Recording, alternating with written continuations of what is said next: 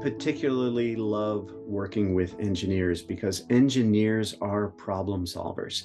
And when I work with engineers, they get so excited talking about the solution that they can design and implement, which I think is awesome.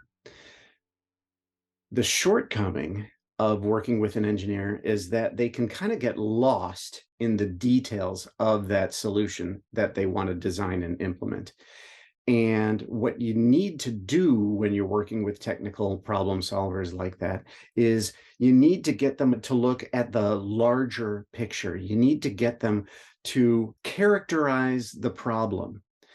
Now, what makes a problem a problem? There are maybe three really important components to a problem. The first thing is a problem needs to be experienced by somebody that matters, somebody that is a decision maker around a situation, or maybe somebody that is cared about by a decision maker around the problem. So it could be the owner of a building who's experiencing the problem themselves.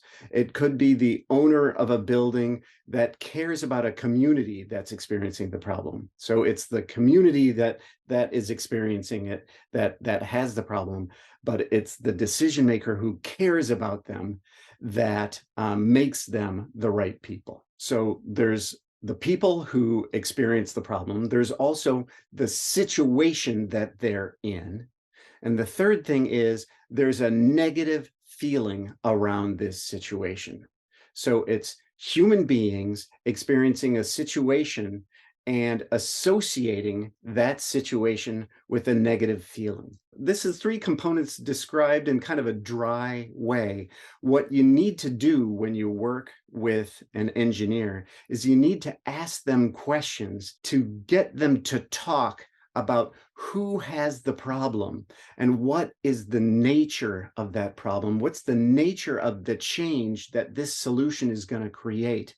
And how do these folks feel now in the midst of this problem, and how are they going to feel when this problem is resolved? So you need to humanize the problem. You need to humanize the situation. You can't just talk about a project and you can't just talk about numbers. You need to talk about the people who are suffering as a product of this problem.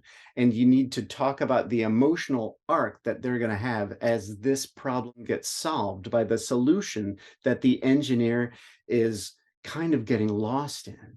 If you can get the engineer to engage on those questions, to talk about who is involved and the emotional arc that they're going to experience as their problem gets solved, you can get them to look at the larger picture and you can get them to tell the story that needs to be told.